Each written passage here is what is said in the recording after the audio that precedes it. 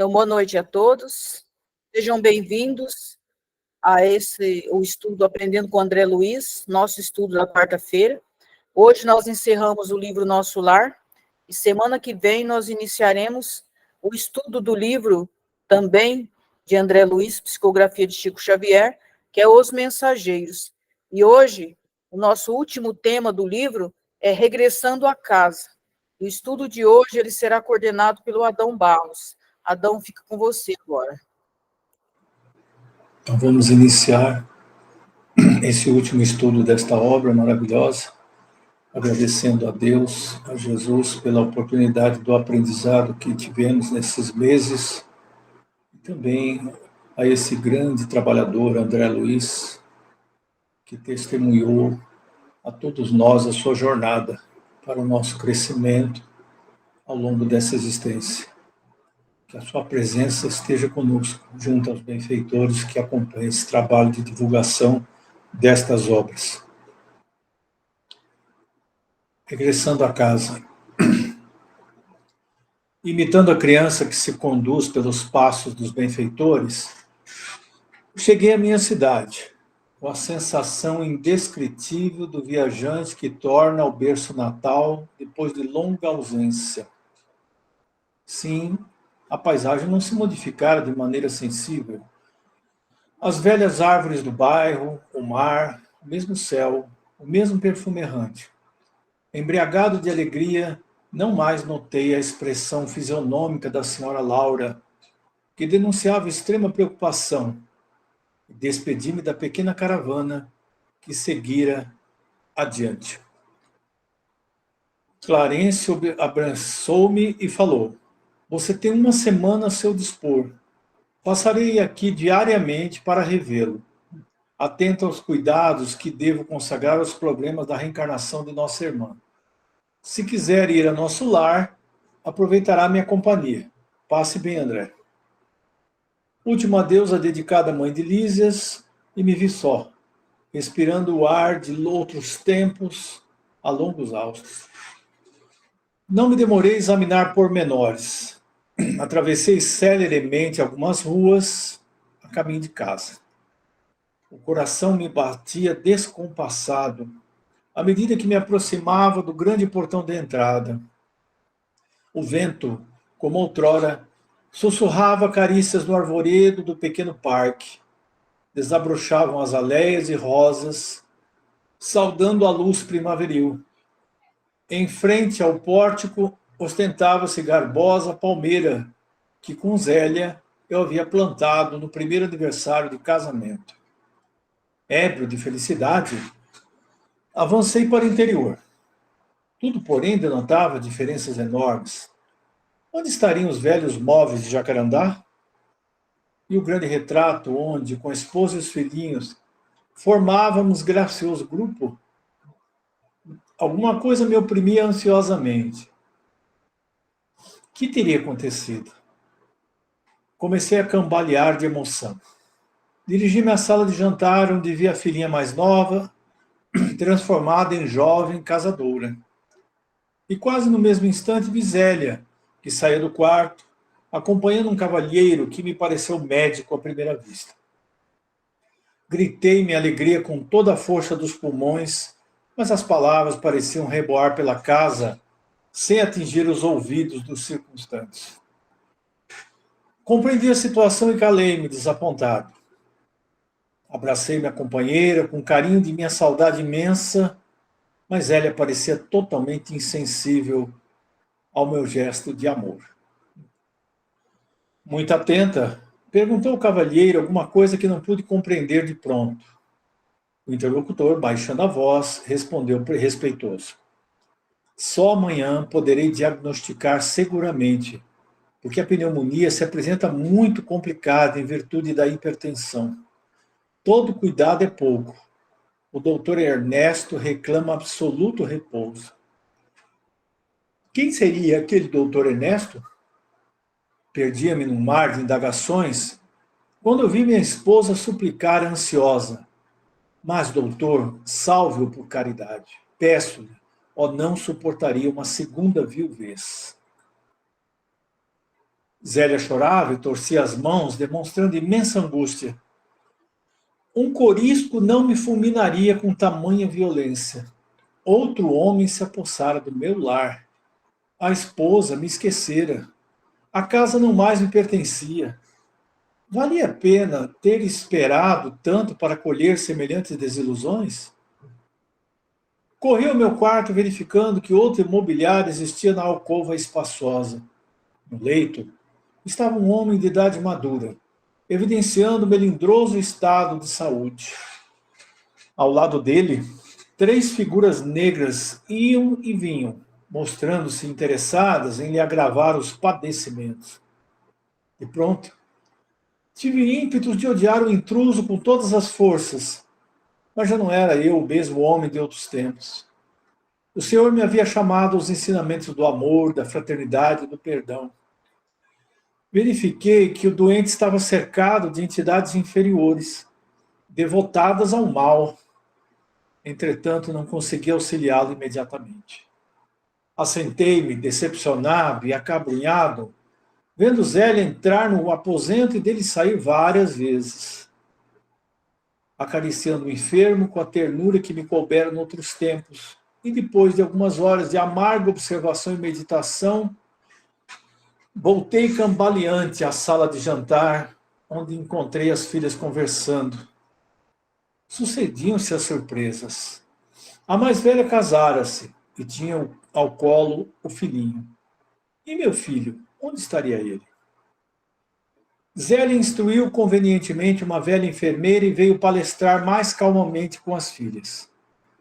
Vim vê-los, mamãe, exclamou a primogênita, não só para colher notícia do Dr. Ernesto, como também porque hoje singulares saudades do papai me atormentam o coração.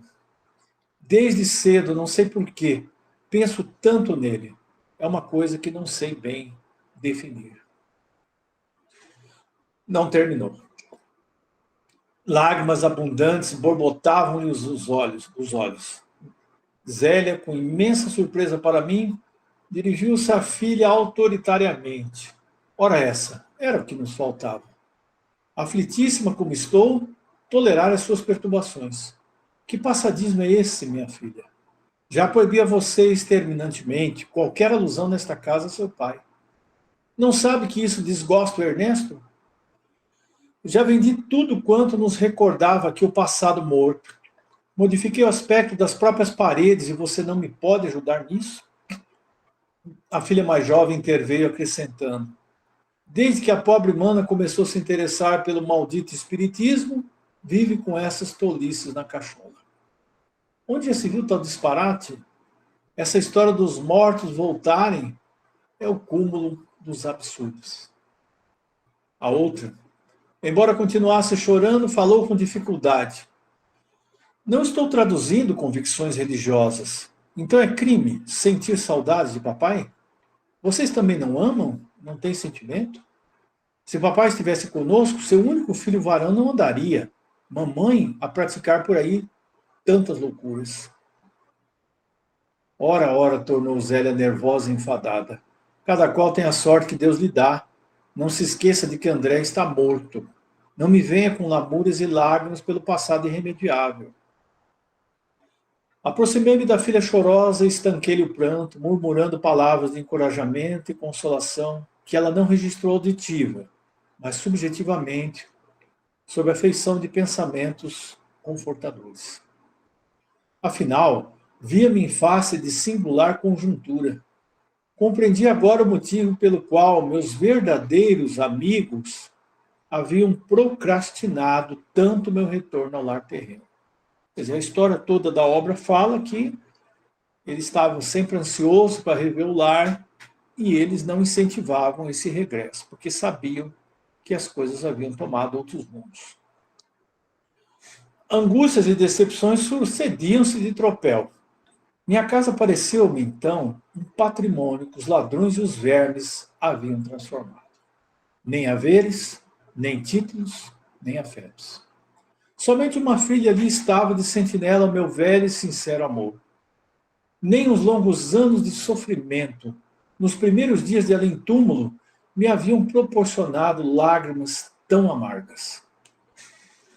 Chegou a noite e voltou o dia, encontrando-me na mesma situação de perplexidade ao ouvir conceitos e a surpreender atitudes que nunca poderia ter suspeitado.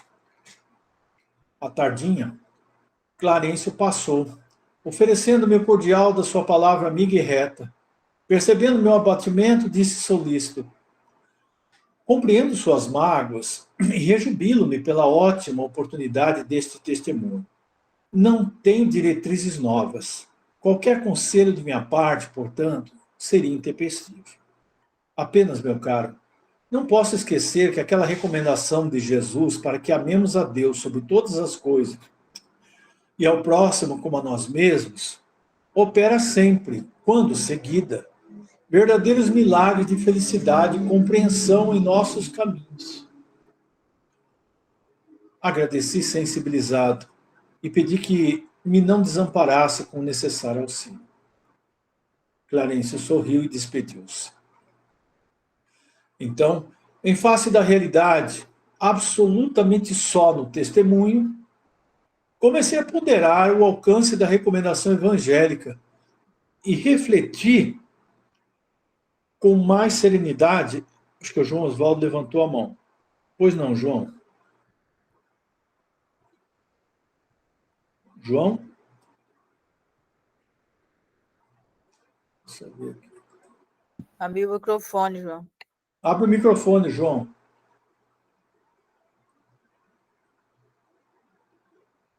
Ok, eu vou continuar. A hora que o João quiser, ele pode abrir o microfone. Perdão, então, Adão, foi sem querer aqui. Perdão, foi sem querer, okay. Pessoal, desculpem. Ok.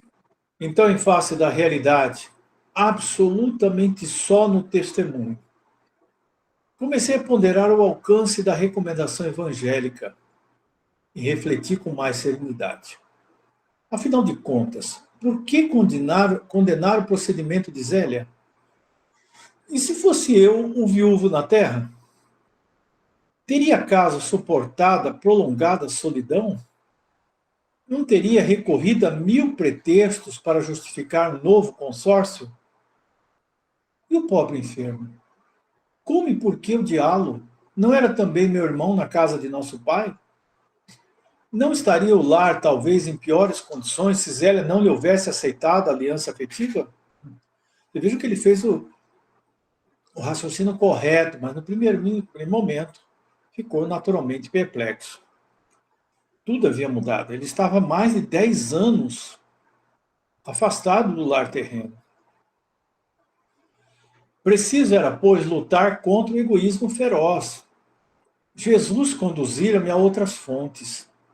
Não podia proceder como um homem da terra. Minha família não era apenas uma esposa e 3 filhos na terra. Era, sim, constituída de centenas de enfermos nas câmaras de retificação e estendia-se agora à comunidade universal. Veja o crescimento dele.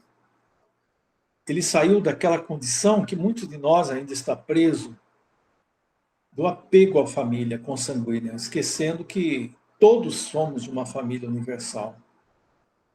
Dominado de novos pensamentos, senti que a linfa do verdadeiro amor começava a brotar das feridas benéficas que a realidade me abrira no coração. Vou fazer um parêntese aqui. A obra está chegando ao fim, a história dele principal foi contada aqui, né?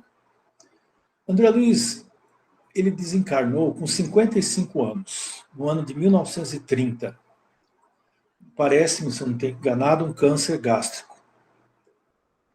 E a mãe chamava-se Mariana, foi citado na obra, né? O nome da mãe dele era Mariana. O pai, eu não me recordo agora o nome do pai dele e do avô. Contado também na história e nos livros seguintes ele toca na questão. E André Luiz, portanto, era um pseudônimo justamente por conta que a família estava ainda encarnada. O nome foi um pseudônimo que ele adotou na casa de Chico Xavier, quando pela primeira vez se manifestou através de Chico, numa reunião dentro da casa de Chico, e aí lhe perguntaram o nome. Ele apontou para o quarto ao lado. Estava dormindo o irmão de Chico, chamado André Luiz. Ele perguntou qual é o nome daquele que está dormindo ali. E responderam ao médium incorporado, o Chico. Responderam a ele, André Luiz. Então me chamem de André Luiz a partir de agora. Apenas para explicar para vocês essa condição dele. Ele poupou a família e o médium de problemas por conta da identidade verdadeira dele. Bem. Cidadão de nosso lar. Aqui está como capítulo 50. Vamos fazer até o final. Na segunda noite, acho que pulou alguma coisa aqui, perdão, pulei aqui.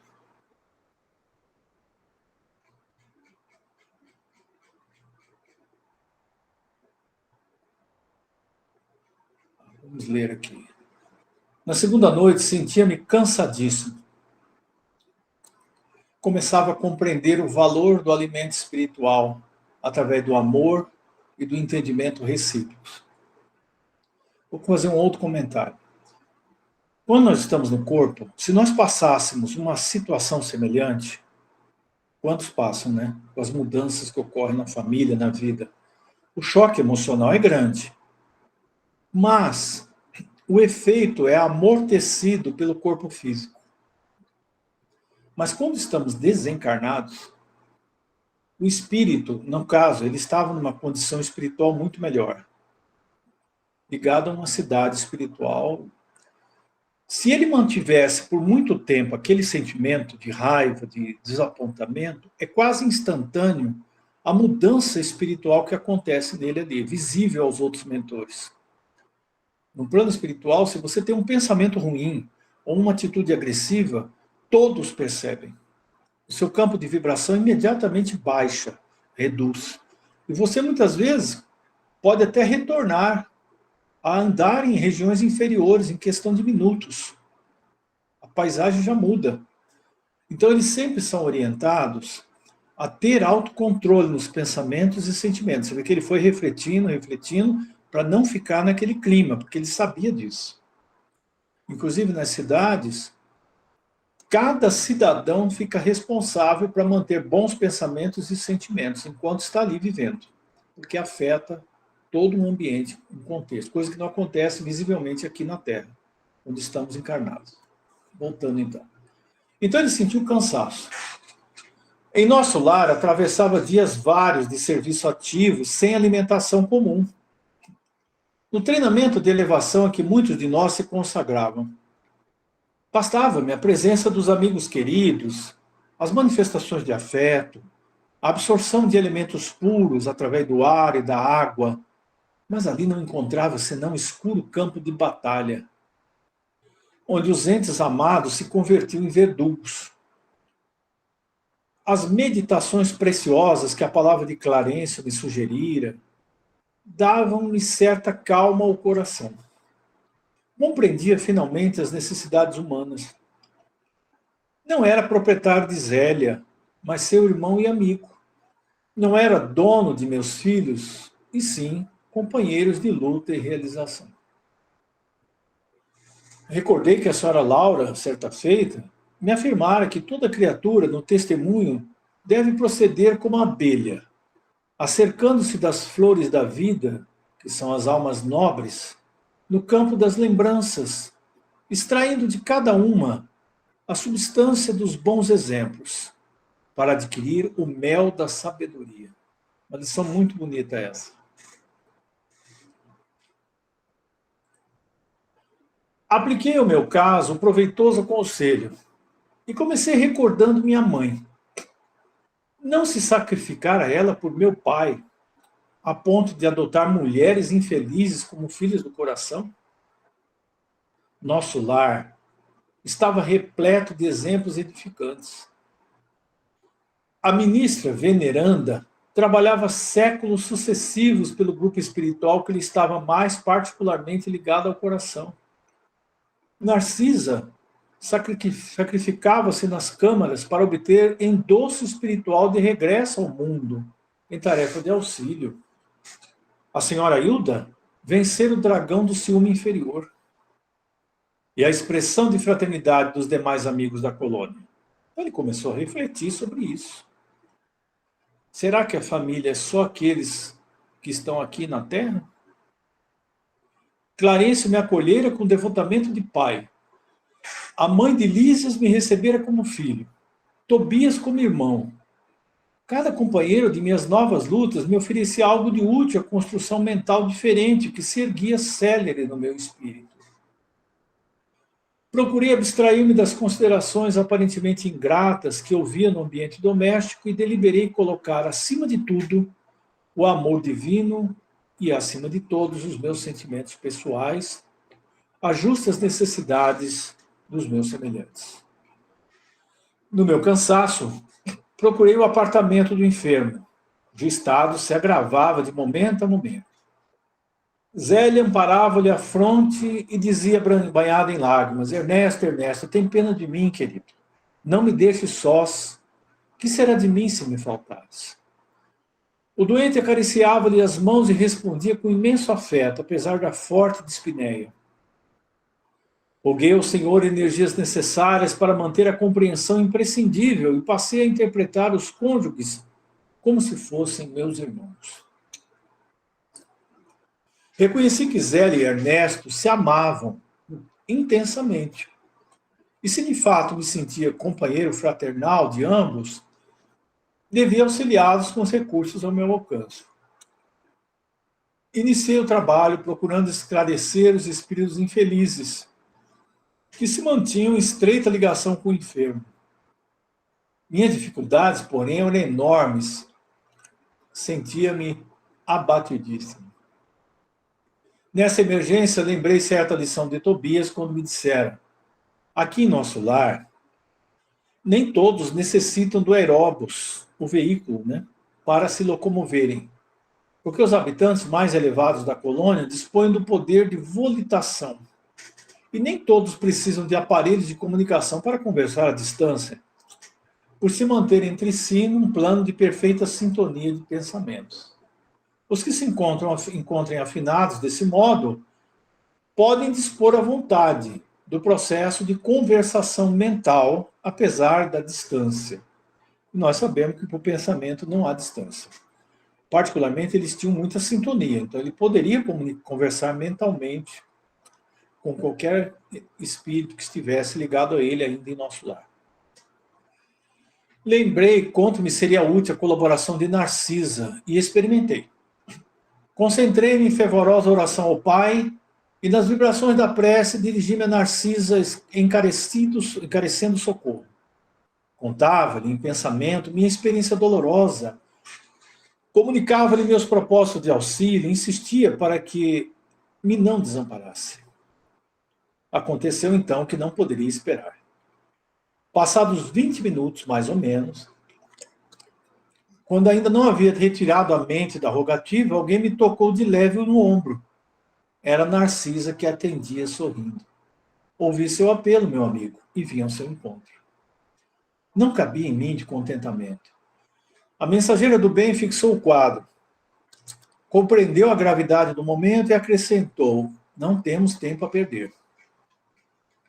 Antes de tudo, aplicou passes de reconforto ao doente, isolando-o das formas escuras que se afastaram como por encanto.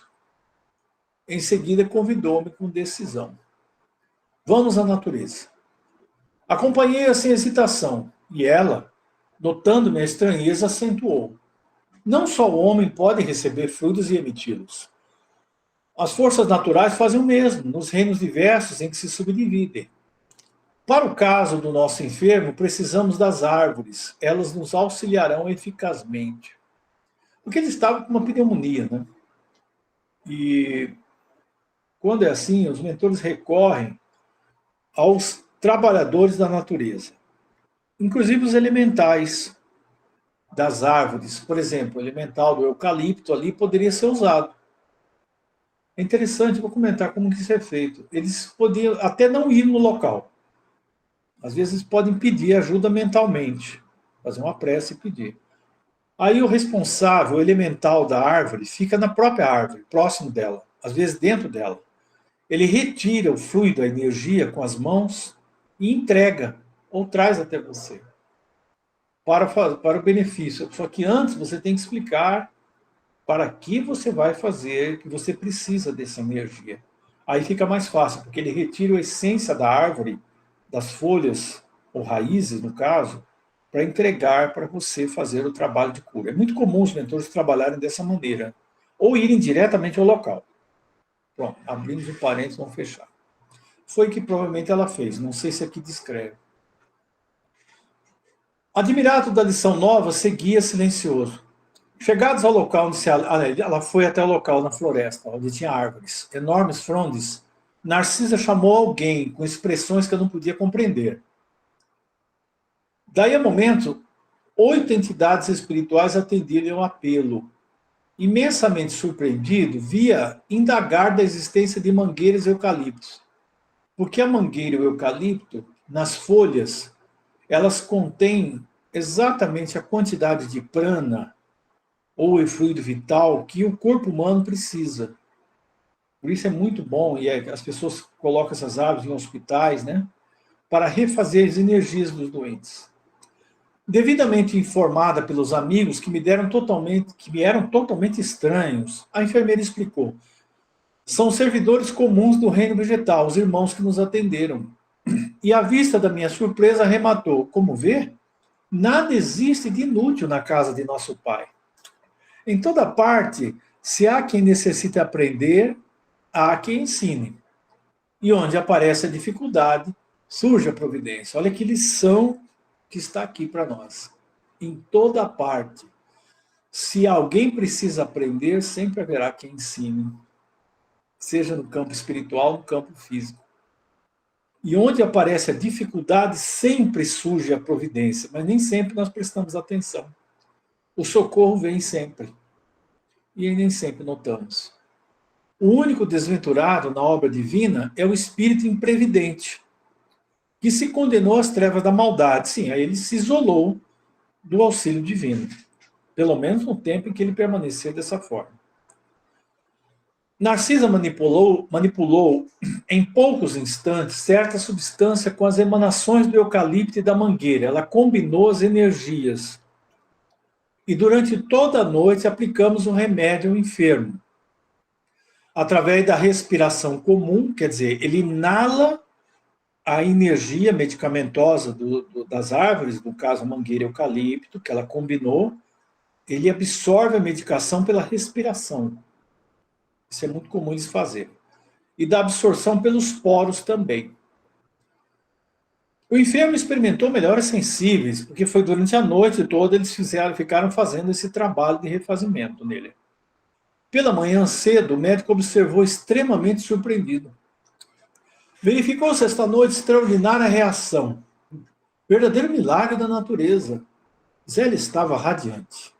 Encheu-se a casa de alegria nova. Por minha vez, experimentava grande júbilo na alma.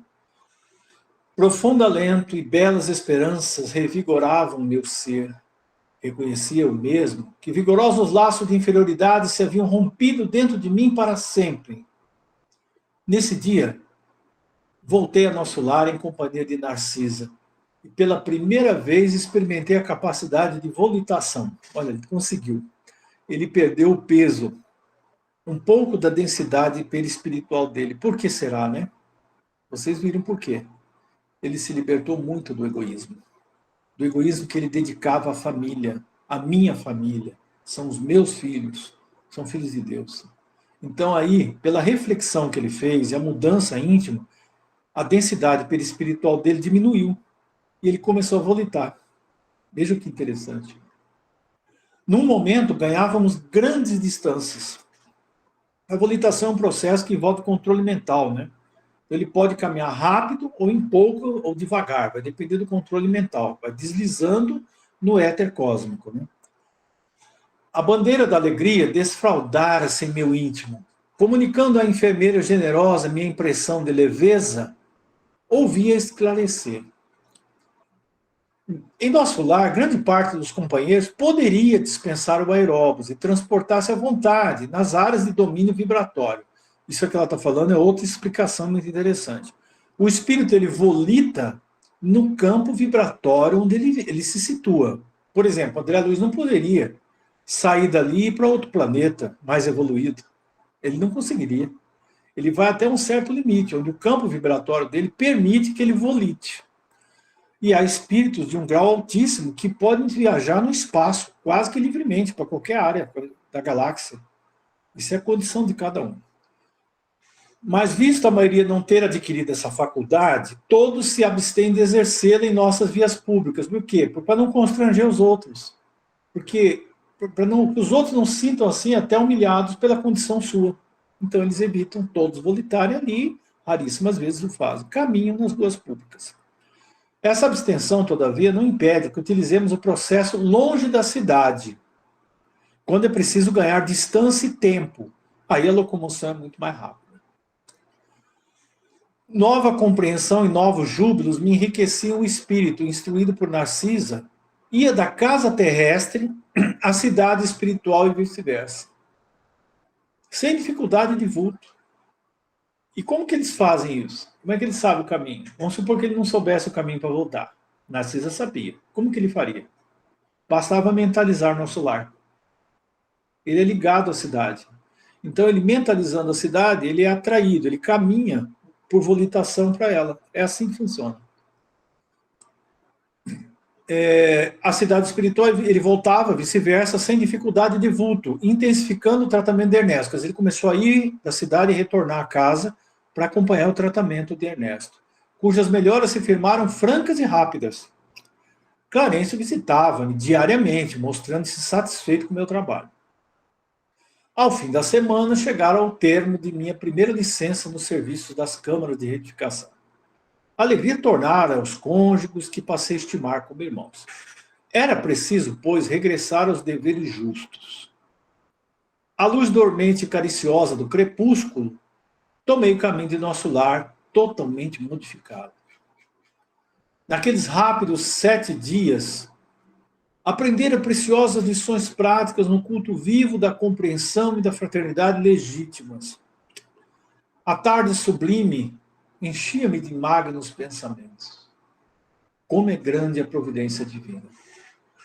Dizia, a monologar intimamente com que sabedoria dispõe o Senhor todos os trabalhos e situações da vida, com que amor atende a toda a criação. Algo, porém, me arrancou da meditação que me recolhera.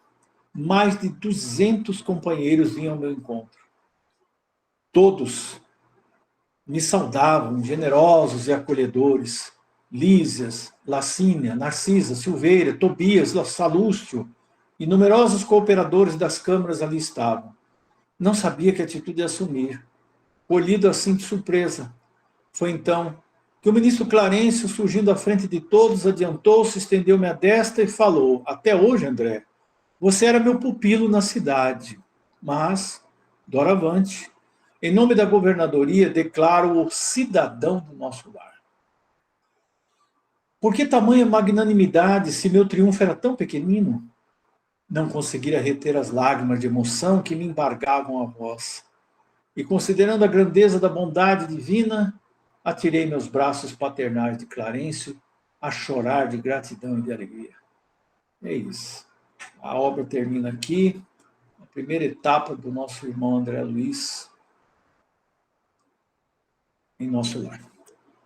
Deixo agora os comentários. Então, eu fiz algumas observações, né?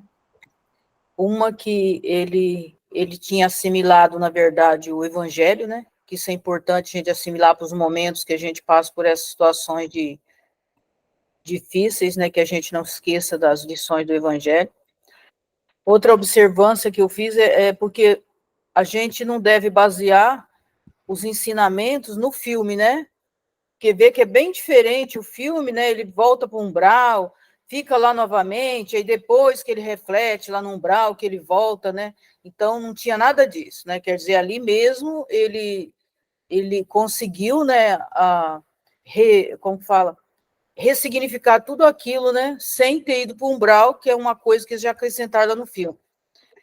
E essa questão, eu observo sempre, né, que André Luiz ele tem uma sensibilidade tão grande, né, que ele consegue, né, observar, além de toda aquela vontade que ele estava de rever a família, tudo aquilo, mas ele não deixou de observar, né, a natureza, de observar a criação de Deus, as flores, né, e relata as flores, tudo, quer dizer, aquela ansiedade toda que ele estava de rever a família, mas mesmo assim ele conseguiu, né, prestar atenção que a maioria da humanidade não consegue, né?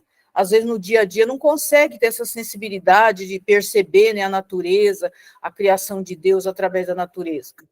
E outra coisa, né, quando ele fala a questão da mangueira, né? A mangueira, tanto as folhas quanto a casca do tronco, ela é curativa para qualquer situação respiratória, né? Não só a pneumonia, mas até essas tosses que são crônicas, que elas não saram, a mangueira, a folha dela, né? Principalmente aquelas folhas jovens, porque as folhas mais velhas elas já não têm mais o potencial que tem, ou então, ali, não aquela casca dela, aquela casca mais grosseira fora, né? Mas aquela casca que fica mais interna, tudo isso a gente sabe que é curativo, né? E às vezes a gente não usa essas coisas. E é isso o meu comentário em cima disso aí. Ok. A Mauri vai falar. Mauri. Boa noite. Eu fiz algumas anotações. A primeira observação que eu quero fazer é que não era em Mato Grosso do Sul, né? Que ele avistou o mar logo que chegou, então não foi por aqui que ele morava. Brincadeiras à parte, ele fala, né, eu notei também, em vários momentos da questão da natureza, não só para utilizar para fazer medicação, mas das energias, né, que são utilizados em outros capítulos, vários, também apareceu.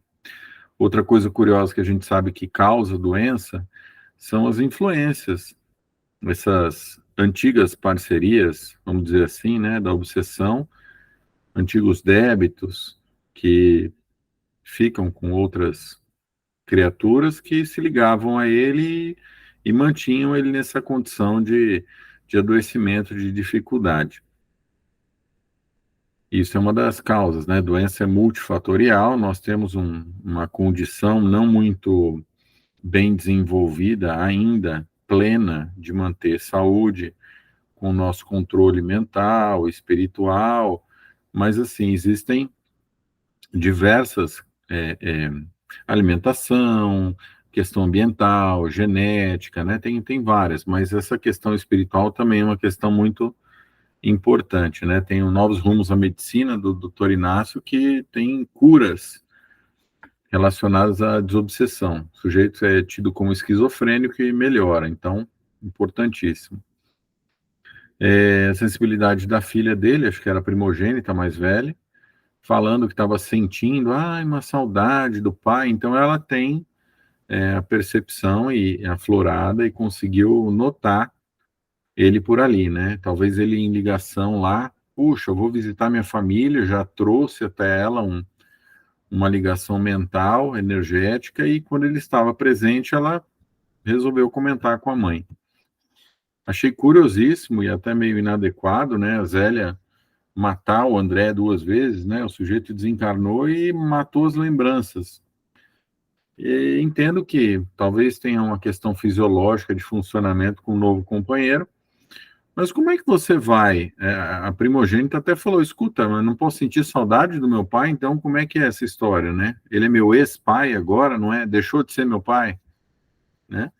Então também, ao meu ver, uma questão um pouco equivocada, né? Na maneira de conduzir os sentimentos daqueles, né? Imagine a gente passando por isso, tem crianças falando, não, a partir de hoje você não gosta mais de seu pai, pega esse boneco de pano, ele é seu pai. Não faz sentido isso, né? Então a gente vê que talvez ela não tivesse essa visão tão espiritualizada quanto a primogênita que estava frequentando esse tal de espiritismo. Achei excelente a inversão do papel do André. O André, ele virou e colocou, puxa, mas e se fosse eu no lugar da minha mulher? Se ela tivesse desencarnado e eu tivesse lá? Eu achei espetacular. Esse é um excelente exercício. Não só para você avaliar o que o outro está fazendo, mas também para avaliar as suas atitudes. Às vezes você faz uma coisa e fala, não, tranquilo, porque a gente tem uma certa...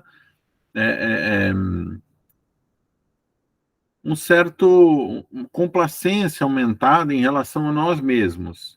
Aí você pega e imagina outra pessoa fazendo o que você fez, que você achou que tranquilo, que não tinha problema nenhum. às vezes imaginando o outro fazer o que você fez, fica claro que talvez não tenha sido a melhor conduta da sua parte. Da mesma maneira, ele inverteu e falou, puxa, eu ia ficar lá esperando, né, eternamente, desencarnar sem ter outra pessoa. Então, achei incrível esse salto dele, essa visão. Eu não queria falar muito do relacionamento, mas eu acredito um pouco nisso. Eu acho que existem afinidades, como eu já disse em outras oportunidades, com várias almas, e eu passei uma questão, rapidamente, né, uma questão difícil de saúde, e eu, no momento, falei para minha esposa, falei, olha, eu quero que as coisas deem certo. Entretanto, se não derem, siga a sua vida. Encontre alguém que ame você, que respeite você, do mesmo modo as crianças, e segue sua vida, né? Eu não... até porque, se você, de fato, verdadeiramente ama uma pessoa, nossa, eu amo muito aquela pessoa, aí você passa uma corrente, põe no pé da sua cama amarrado na sua casa, de tanto que você ama, né? Amar está relacionado com libertação também. Se você ama, você quer ver a felicidade do outro, mesmo que seja longe de você. Você quer ver o outro bem. E como o Adão colocou, eu achei de uma caridade ímpar a turma não volitar lá no nosso lar, porque mesma coisa, né? Você, às vezes, sei lá, vai em um lugar simples, muito bem vestido, ou você vai se alimentar de uma maneira ampla e muito chique, muito, e do lado de pessoas que às vezes não tem nem nada para comer. Então, é de uma caridade ímpar o pessoal não volitar lá no nosso lar. Achei incrível, achei muito delicado da parte deles. Desculpa a extensão dos comentários, é que eu fui anotando e... Márcia.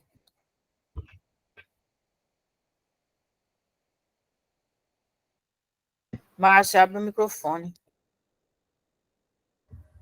Gente, boa noite. Desculpa, mas meu computador está ligando e desligando aqui. Se ele desligar, me perdoe. Mas eu não sei se eu perdi alguma coisa, se eu vou falar algo que já foi dito. Mas em relação a esse comportamento da Zélia, o que me pareceu quando eu li o livro, e agora principalmente, é que denota claramente a afinidade maior dela com esse segundo esposo do que com o André. Não justifica, eu acho, obviamente, esse comportamento com os filhos, não é nada disso, mas você percebe nitidamente que talvez o casamento com o André não tenha sido muito fácil. E ele mesmo nota, quando os dois estão juntos, ele fala, e eles se amam verdadeiramente, eles têm carinho um pelo outro. Então, eu imagino que a Zélia deve ter tido um primeiro casamento não muito satisfatório, vamos dizer assim, não foi aquela pessoa que ela já tivesse mais afinidade, encontrou o segundo esposo com quem ela realmente tinha afinidade. É claro que não justifica o comportamento dos filhos, mas quando eu vi esse triângulo ali, me pareceu nitidamente que o André não era o esposo de eleição dela. E é natural, né, que muitas vezes você constitui matrimônio com aquelas pessoas com quem você tem aprendizado a realizar ou a passar, e assim vai, né?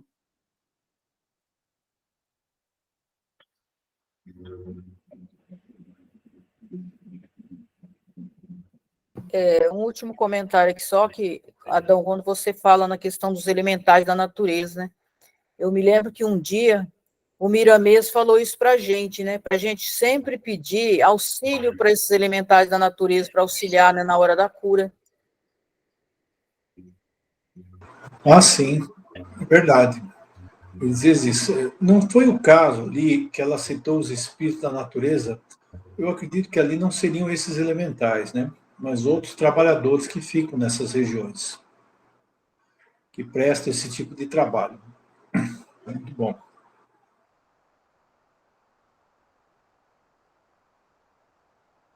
Mais alguém?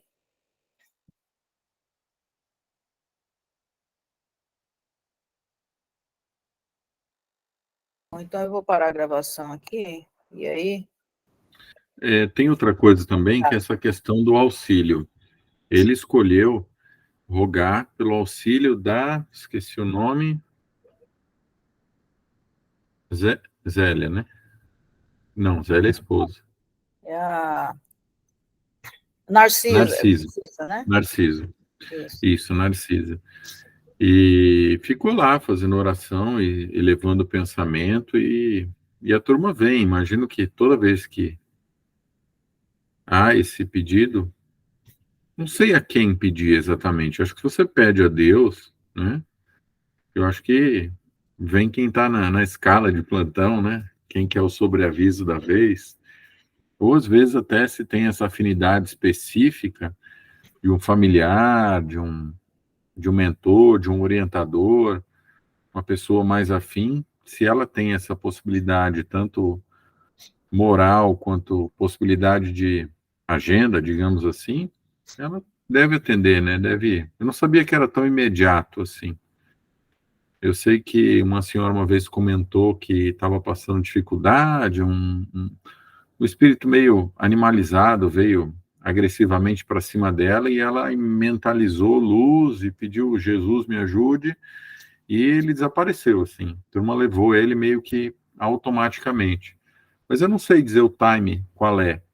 Eu imaginei que fosse um pouquinho mais assim: olha, pessoal, tudo bom? Vocês querem dar uma força aqui e tal? Ah, tá jóia.